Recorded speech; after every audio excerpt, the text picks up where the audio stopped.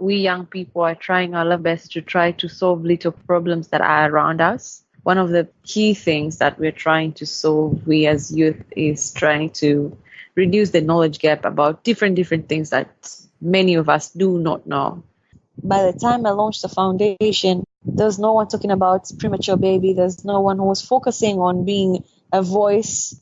And so many premature babies are dying. And at the end of the day, it's not just losing lives, but these mothers who are giving birth to premature babies are discriminated. Most of people who live in Dar es Salaam are business people. So most of them actually do depend on crops from other regions. And they are the best sellers when they're here.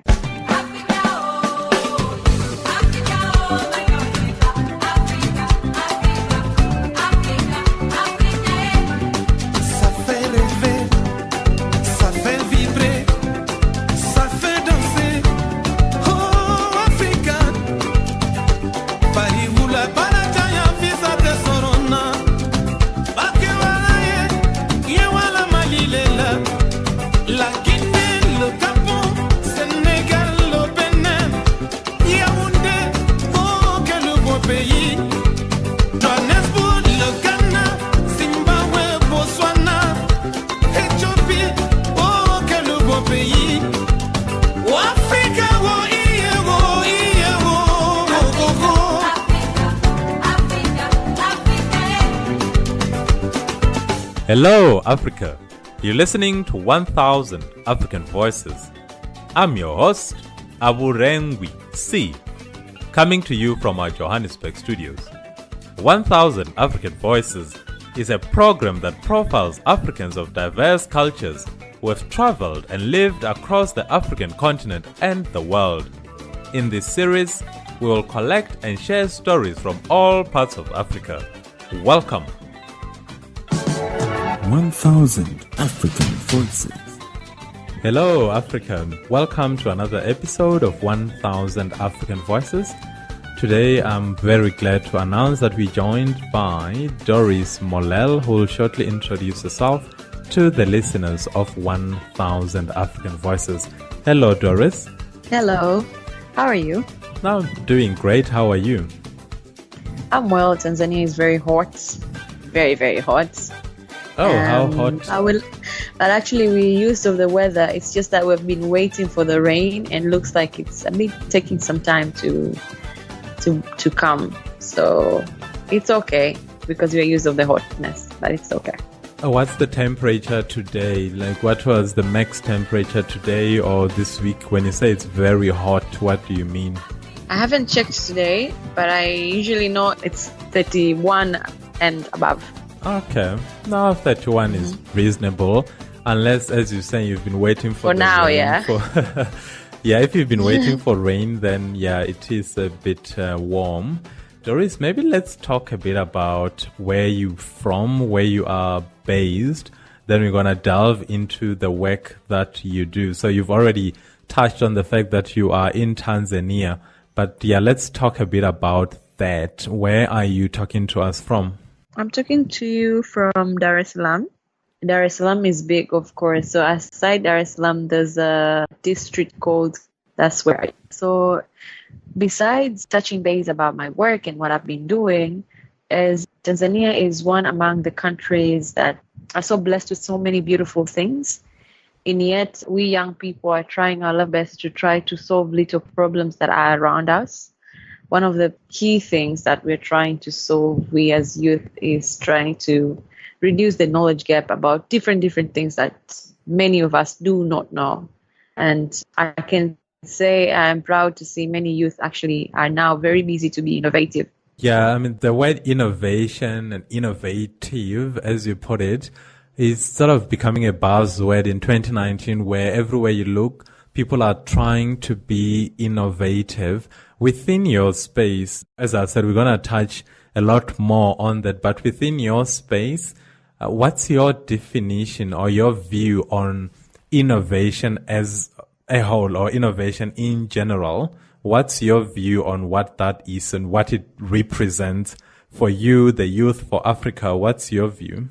Well, if you ask me, I will tell you, for me, innovation, I take it as a way to try to modify the existing solutions to better up the situation, to make the situation better, or to at least solve the little problems that we have.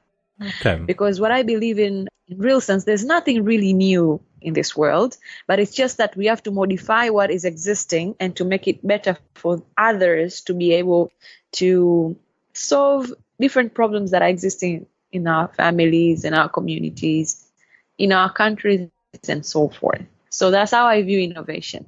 If I am able to solve a water problem in my country or my community, and maybe an issue was just to make sure the water is safe, if I'm able to find out what can make it safe, then that way I'm saving a lot of people from death, from getting into different diseases, from how many things can happen when someone just doesn't get safe water. So there's many more causes for people to invest in and become innovative, to just add value on the life of people that are in the world, to make humanity as a key of life. So I really like how you answering, or how you think about innovation and what being innovative means. Because for most people, when you ask about innovation, they're very quick to talk about technology, as if anything outside technology doesn't qualify to be innovation. So I love your description that innovation essentially just means coming up with solutions by looking at things differently, or maybe changing your perspective, as long as you can generate an idea that provides a solution for something, then you are being innovative. So I really like that.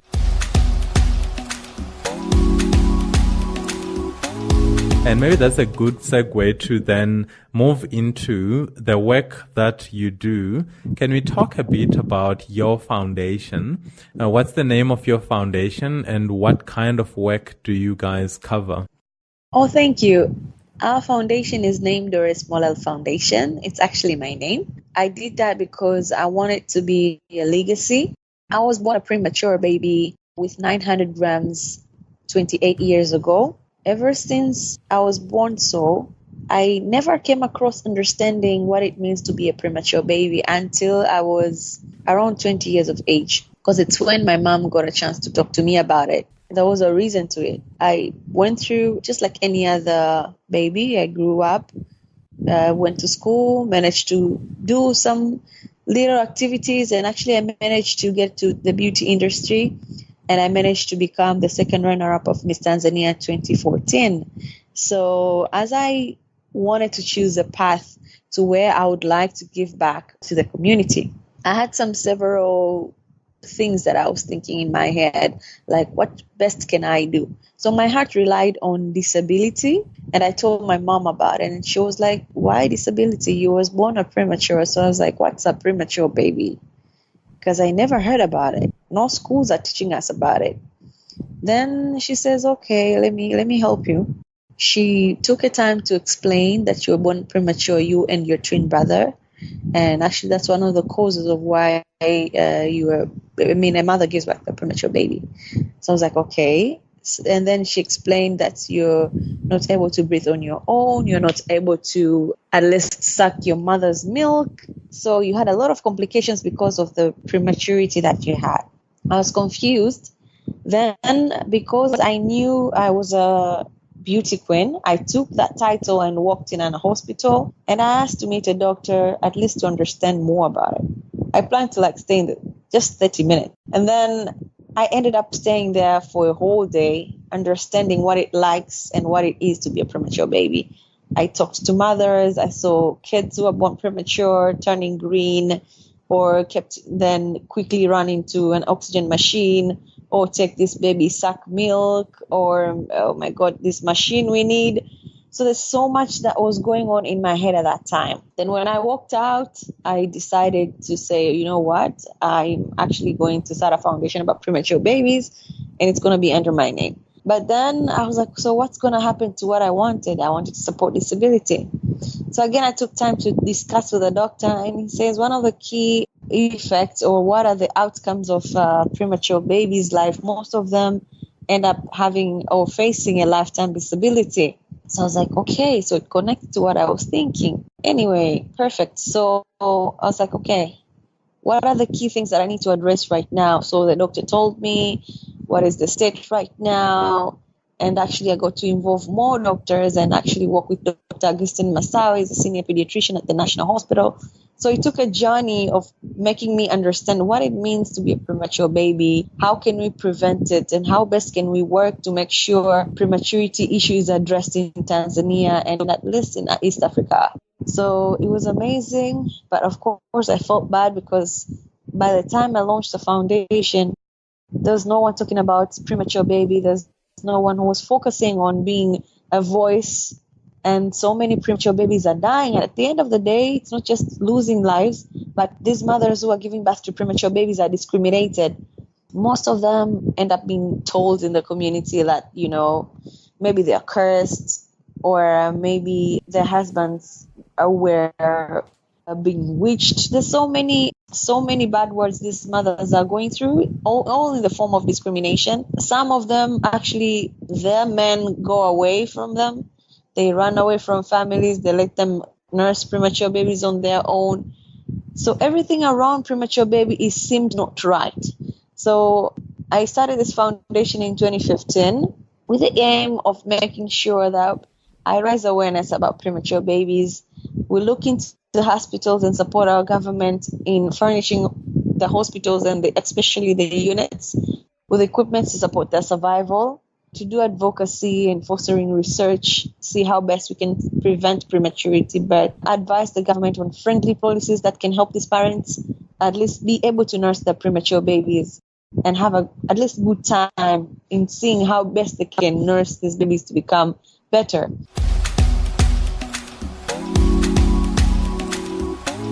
And always when I took time to work in premature units, it's my time that I speak to mothers. I tell them, I was born a premature. I became a beauty queen. I've gone to school. I've been who I am today. So actually, if I'm grown up to 28 years, your kids will grow. And I give them examples of Stevie Wonder, Leon Messi, Honorable Angela Jasmine Kairuki, who is our mentor in the foundation. And she actually guards us. So I actually get to tell them, you see, all these were born premature babies. Right now, they are fully human beings. They're leaders. They're stars. So your kids can be stars. Your kids can grow up, but only when we give them the right care. And the right care begins with hope for mothers. So mothers started to feel at least okay. Now this makes sense. So after doing it for almost 4 years right now, I actually feel proud that me and my team were able to enrich lives of more than 4,500 premature babies with the help of different partners and stakeholders. I was very proud to at least manage to get many people to support this cause, especially donors from inside our own country. I mean, from the individuals themselves, from companies, from just people who are ready to share their stories. Even that was a help. So actually, it's an honor to at least see a mother who says, I don't have anything in my wallet to give back, but I can share my story, and a story can give hope to mothers. So we truly feel so good that at least we have so many people trying their level best to support the cause. And of recent, we've tried our level best to create films, to create educative programs. We try our level best to reach out to mothers who have got internet, so through our social platforms. We used to have Premi family online chats every Saturday, of which most of the majority we managed to get them in a WhatsApp group. So we have a WhatsApp group where all mothers are joining in for free, and the doctors who are actually talking to them, trying to know how best they can raise their kids, because some of them are, like I said before, some of them go through a long-term side effect, some short-term. So they need counseling, they need advice from doctors. So I'm glad that I was able to join the mothers plus the doctors. So that way it makes me feel proud that the efforts that I started back in 2015 are now coming with good fruits. So we have babies actually who, through our efforts, we managed to donate equipments, and they were saved in 2015, and today are here and I actually get to see them. So it feels so very good to at least see the efforts of your work coming in your eyes. So it's another way, again, of motivating young people to give back to the community. And through that, I was able to have 10 volunteers in the foundation. And these volunteers are working tirelessly to make sure they deliver and support premature babies. So again, it's becoming a way of inspiring, motivating, and trying my level best to tell people, to show people that giving back is beautiful, volunteering is good, because most of we Africans still don't see the spirit of volunteering or giving back as a really precious thing. Very few people see that or very few people see at that angle. So I'm glad that I was able to do that. And with the help of my team today, we managed to do different things. And actually, that's a very inspiring thing for us. All right. Now, thank you for taking us through that. I think it provides good context to the work that you do. I think you mentioned that you were a beauty queen in 2014, and a year later, in 2015, you started the foundation. So when I watch beauty pageants, or at least in the past, there'll always be a question on sort of your do good type question, and the people that are contesting will then give answers of things that they care about. It will be saving the world, recycling, things like those. But I never got the sense that there was sincerity behind what they were saying.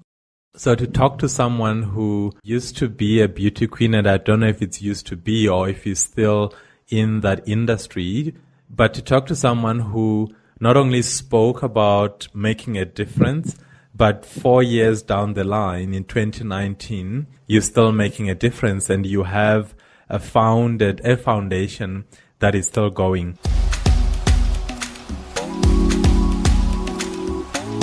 I am curious, though, to find out from you how you keep the foundation going financially. How do you go about funding some of the initiatives that are executed by the Doris Mollel Foundation?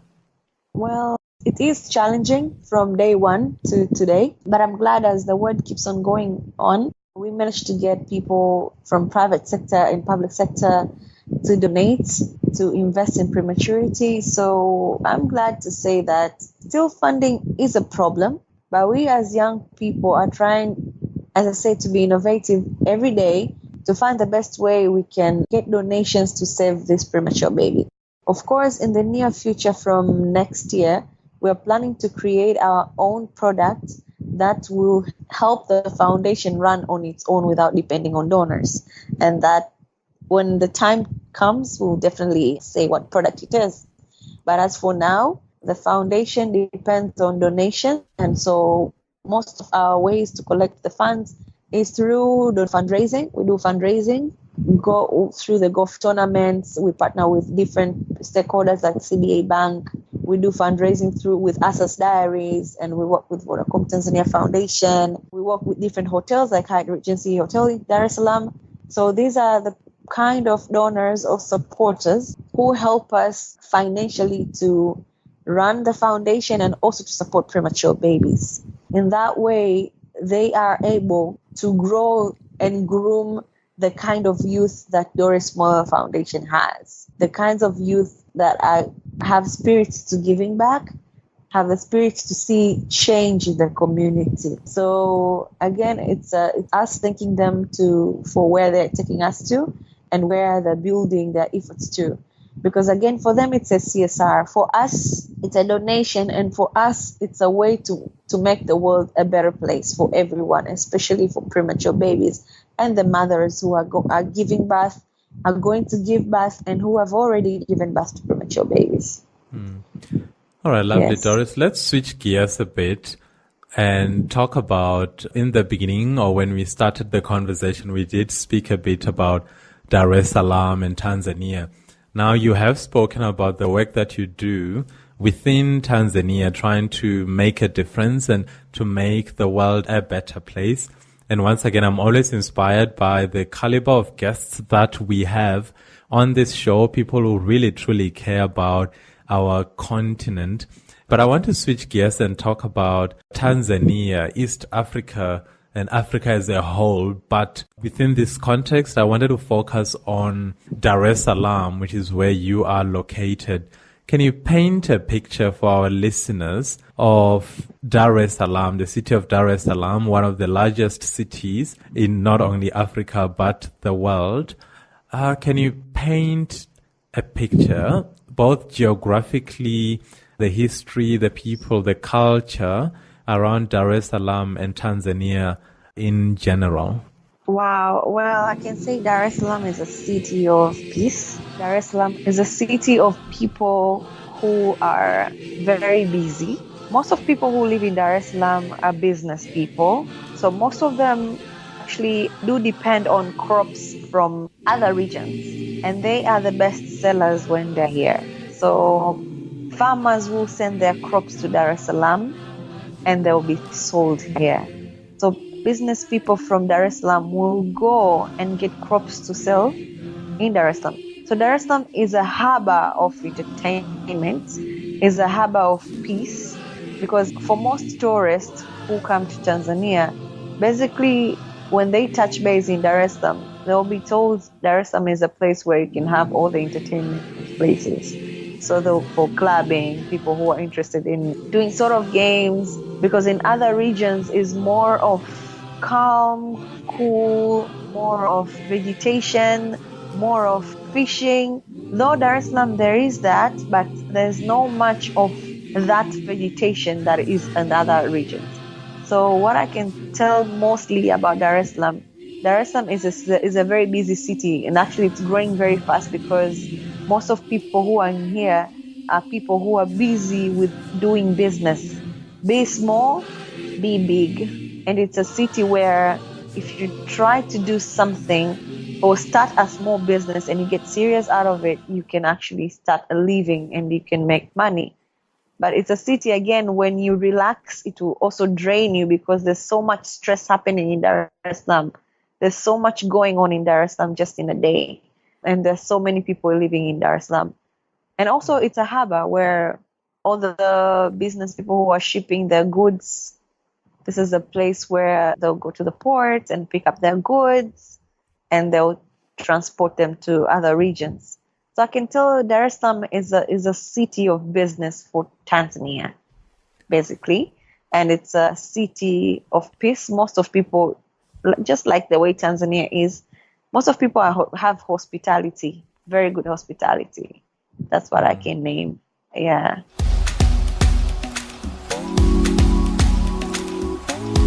I love the fact that there is hotness, but when rain comes, of course, we are in floods, just like other places where rain comes, when there's too much rain, you get floods. Just in brief about Dar es Salaam, yes. No, yeah, that's really helpful. And for a 28-year-old Tanzanian, how do you keep yourself entertained, assuming that you are interested in such? And what I'm asking, I suppose, is if I were to move to Dar es Salaam, what are some of the things that you would recommend I do to keep myself entertained and engaged within the city?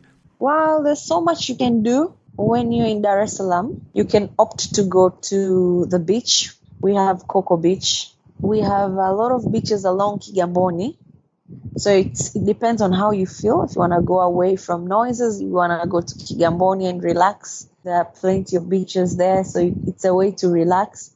Or if you want to go away and find the best way, again, to relax, there are museums. Just at the center of Dar es Salaam, there's a national museum. At the center, in Dar es Salaam, if you want to feel entertained, of course, at night, there are clubs. You can go and relax too. It depends on what you feel like is relaxing to you. But if you ask me, I'm a fan of water, so I usually go beach. Coco Beach is a very fun place where you can get mishkaki, you can get mihogo. This is the kind of foods that we like when we're there. Coconut juice, you eat, you enjoy, and you can go home, relax again. So it depends on how best you want to be entertained. If you love clubs, all the good clubs are in Dar es Salaam. If you want to go and just relax and have peaceful mind, there are beautiful hotels. All the 5-star hotels are in Dar es Salaam. Also in other regions, like Mara, the Serengeti, that's where you find national parks. That's where you find another 5-star hotels. Very good. You can do a hideout there. So most of celebrities, when they come to Tanzania, they go for hideouts in Serengeti. And, because that's the place where they can be away from noises and all the spotlights. But in Dar es Salaam, it's a place where if you want to come and do business here and you want to do it right, you will make money. And of course, the people of Tanzania or Dar es Salaam, as you were saying earlier, are so welcoming. But it's something that remains true for, I find, East Africa in general. And I know that I'm generalizing, but there's that sense of people just being very welcoming. And I suppose across the continent, we always try to be that welcoming, to say, yes, I'm looking at you. I've never seen you before, but I'm looking at you as my sister or my brother because we are one people. All right, Doris, thank you for once again taking us through the streets of Dar es Salaam. I now have a better appreciation of your city, and hopefully our listeners will also have a better appreciation. As you were talking, I was looking at some pictures of Coco Beach, going through a few reviews, and it's clear that Coco Beach is the place to be when you are in and around Dar es Salaam.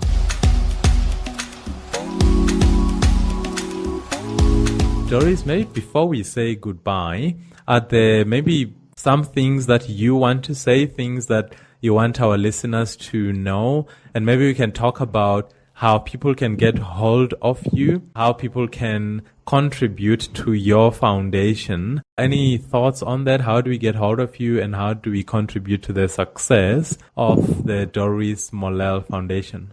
Well, thank you for the platform. What I can tell people is to continue supporting the humanity work that everyone is doing. Just depends on the causes that you feel that you can support. For Doris Mollel Foundation, right now we are currently requesting our government to extend parental leave for parents with premature babies.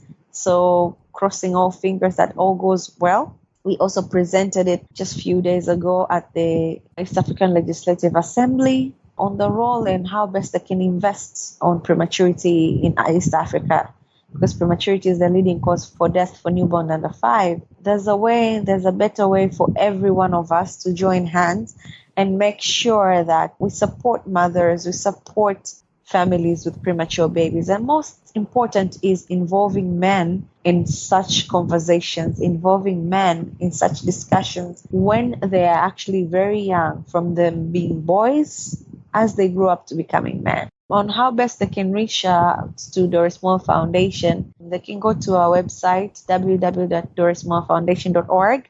They'll find emails there. They can actually write to us. Their mobile numbers. They can actually call us or want to talk to us.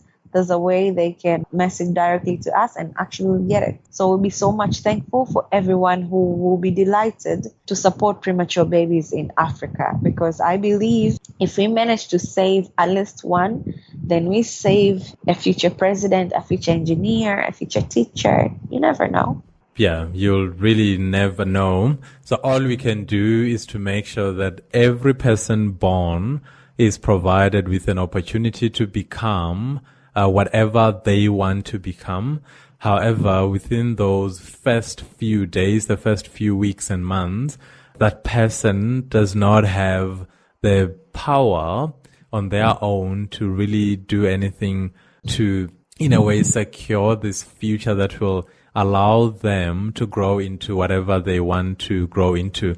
So I'm actually quite touched by knowing that there are people like yourself, Doris Mollel, who say there are kids that are being born in Africa, born prematurely, and you've made it your life's mission to make sure that those kids are provided a good and equal opportunity to sort of grow into their own fullness. So, Doris, thank you for joining our project, the 1000 African Voices Project. where we attempt to break down the boundaries that divide our beautiful continent. So from myself, Awurengwi, I would like to truly thank you once again for making the time, and I really wish your foundation all of the very best. Thank you very much. 1,000 African Voices. You've been listening to 1,000 African Voices. Please join us next time as we bring you yet another African voice. 1,000 African Voices is produced by Awurengwi C. Sam Ganich is our sound engineer, with our head researcher Jones Maleka. The intro soundtrack for the show is by the legendary Salif Keita from his 1995 album Forlorn. The song you're listening to right now is by Chronix, and the title of the song is Legend. For more information, including the contact details of our guests, please visit us on our website www.1000africanvoices.com. You can also subscribe to our show on iTunes by searching for 1,000 African Voices. We are also available on Stitcher. You can find us as well on Podbean. The only thing we ask of you is that you subscribe to our show by logging on to 1000africanvoices.com and click the subscribe button. That helps us grow, it helps us keep producing and bringing to you more African voices. Until next time, Kungana Africa, and take care. Being an ordinary person doing what's right. Yesterday at the football game, a little girl asked me my name. She said, "Sir, I've seen you before, tell me who are you?" I said, "I am a legend that you never heard of before." She said, "I am a lion, but you never heard me roar. I am a hero that nobody celebrates, but if one person remembers my name, that means on the ocean of fame I'm an unknown sailor. I'm the percussionist playing with the whalers, the one with the shaker, the mover and shaker. My name wasn't on the front of the paper, but me not cater. Much more than the worker is greater. Creation glorifies creator. So all deeds done are in the name of my maker. I am a legend that you probably never hear about. Words from the lion's mouth. I am a hero that nobody celebrates, but if one person remembers my name, give praise, that means I made a change.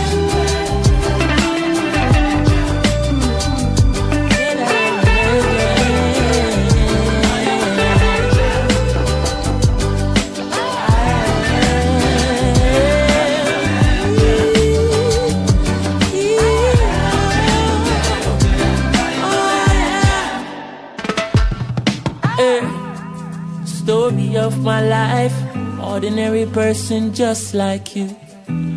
If you take a look inside, you see the great things that people do. We're out here changing lives day and night, day in, day out. BBC don't show it, CNN don't show it. He's out.